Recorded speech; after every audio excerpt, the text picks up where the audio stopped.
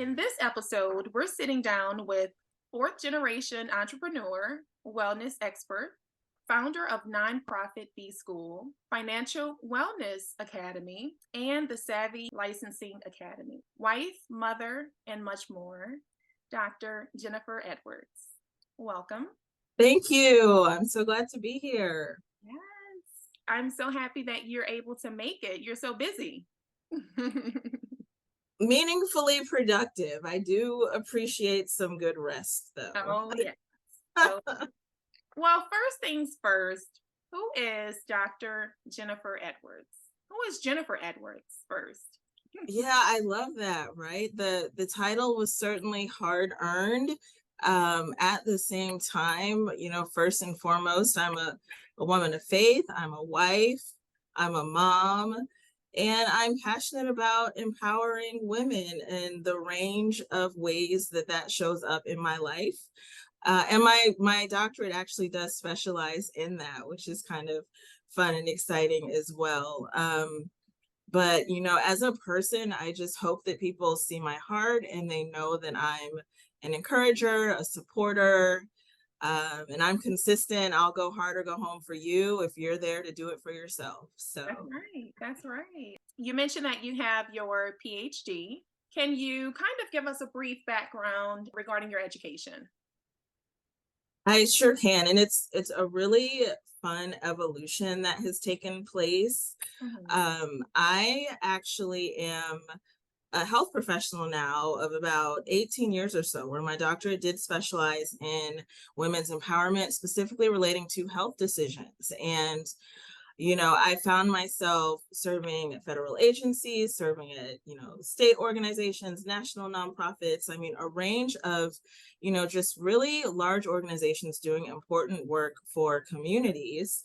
And I also found myself responsible for larger and larger budgets, and I looked up and I said, if I can lead an $8 million budget over here, why can't I bring this to my community where we so desperately need financial education and want financial education and build a business that does that? So it's been an evolution for me where empowerment and encouragement is at the root of it. I've had my business for about 10 years. I've been in the financial space now for several years, and I'm looking forward to serving more and more women. And I actually went back to school during the pandemic. So I already had, my terminal degree, I'd been working, but I wanted to get an MBA just to show, hey, I actually do know these numbers.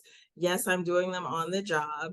So I went back to school as a working wife and mom that was pregnant.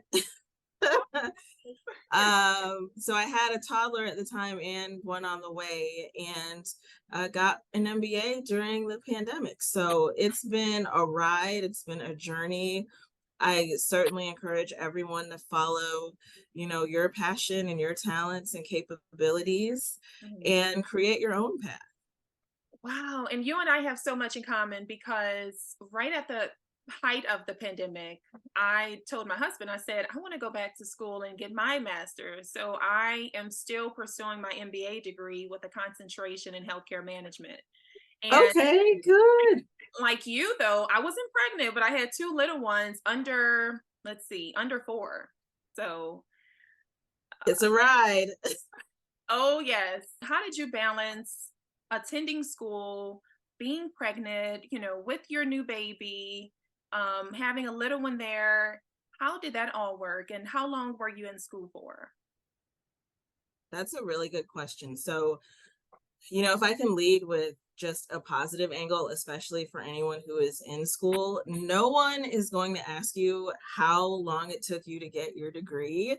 So do it at a pace that works for you, works for your lifestyle. There's a season in life where you can be on campus, have the backpack, be stomping around and doing all those fun things. At the same time, if that's not your life now, find a program that works for you that you can do. And so I was actually teaching college management courses, and they wanted to beta test the MBA program. And I said, well, I would sit in classes with my mom working on her MBA. I would be in like fifth grade sitting in the lecture hall. And so it had always been on my heart to do. So I went back, I said, sure, I'll beta test this program. I had no idea how much work it was about to be. And it took me about 3 years. It took me a solid 3 years to finish. There were students doing it in a year and a half or two, but with my schedule and my commitments, I did it in a way that was reasonable for me. So yeah, three years, and I'm pretty, even now it's required. I'm pretty diligent about scheduling, in that I don't overschedule myself. I don't feel like, this is the health side of me, right? You've got to prioritize self-care. It's not productive. You can't help and serve all that you want to if you're burned out. So I don't overschedule. I very meticulously organize my schedule. So, I was committed to nap time, nighttime, and weekends doing my work. So when my kids were asleep, I would do my work. And of course I had the support of my husband. He understood during that time that I'd be sitting at the computer, and so it's really about just having the diligence and getting it done. But don't, I always say, just don't let it get you down when you're going at your own pace for what works for you. That's right. Well, I am 2.5 years going strong now. And Okay. I took a break. I came back. Like, I'm giving myself some time. I believe in nap time, taking a break, and really enjoying my life while I'm pursuing that as well. And I think balance is key. That's right. That's right. You've got to enjoy life along the way. I love that. I know some people, particularly as I work with clients on retirement planning and what is that going to look like in the future. A lot of people just want to wait to have fun later. And I say, no, you don't wait until you're 65 to take a vacation. Like, that is not how we're about to do life.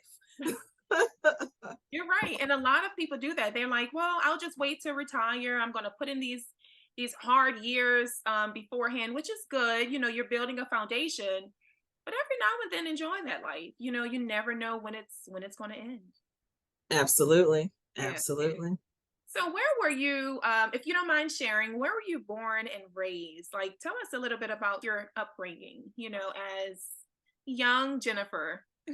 Yeah. And it's truly a joyful childhood that I had. And I'm originally from Cleveland, Ohio. And I'm glad you asked. Sometimes people get distracted during podcasts, like, where is she from? Why does she talk like that? Like, good old Midwest accent. I live in Dallas. I say y'all and I say pop. Like, that's all I can tell you. I do both. So I'm originally from the North. I love snow. I enjoy cold weather. I've been in Dallas now, though, for quite a while, with the exception of leaving for my education. I've been here and enjoying things as well. So I'm pretty low key. I like good social events. I've never been the partier. I'm always the one that'll like take pictures of you going to the party. Really? That's just always been me. But that's who I am, just steady and consistent and supportive and truly appreciative of the things around me and the life around me. I think it's important to be grateful every day. Absolutely. Let's get into your nonprofit B School. What is nonprofit B School? Yeah, thank you for asking about that. So my business is Savvy Financial Wellness, and I partner with organizations as well as women on secure financial growth.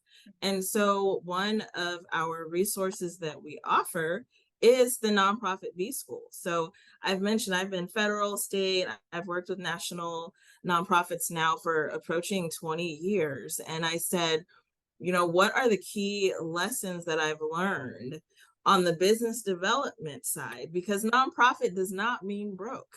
Right. And how can I be a resource for all the women that are starting nonprofits, particularly Black women? We love a good cause and we love having organizations that are doing good work. So how can we equip ourselves to serve the communities? And so Nonprofit B School talks through some of my lessons as a fourth generation entrepreneur, some of my lessons from my grandmother who was active in the nonprofit space, and then all of the lessons that I have learned in terms of here's how you can create a strong nonprofit and financially sustain it. Oh, awesome. Awesome. What does the B stand for in B school? Yeah, so it's the concept is it's nonprofit business school. So you're going through courses like business school for a nonprofit and kind of shifting the way you're looking at things, looking at the nonprofit as an opportunity that can grow, looking at it from an abundance mindset as opposed to a poverty mindset. If we're all in poverty, how can we help anybody? And so really strengthening the nonprofit from a business angle. Love that. That is so awesome. And when I first saw that a year ago, I was like, this is so interesting. I have a nonprofit and it's like empowering of women and victims or survivors of domestic violence and sexual abuse.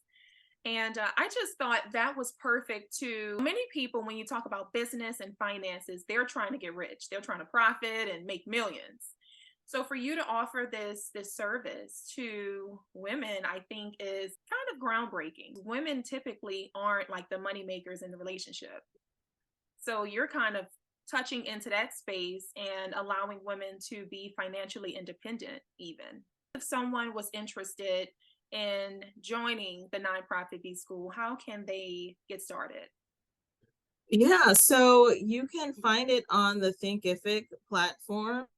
It would be under npbschool.thinkific.com, or on my site, it is listed there as well, which is planyourevolution.com. Or just reach out to me on social and I'll send you the link. And then they are self-paced courses and it's in manageable bite-sized chunks of information. So I'd be glad for you to listen to it and then we could have conversations afterward for sure. All right, sounds good.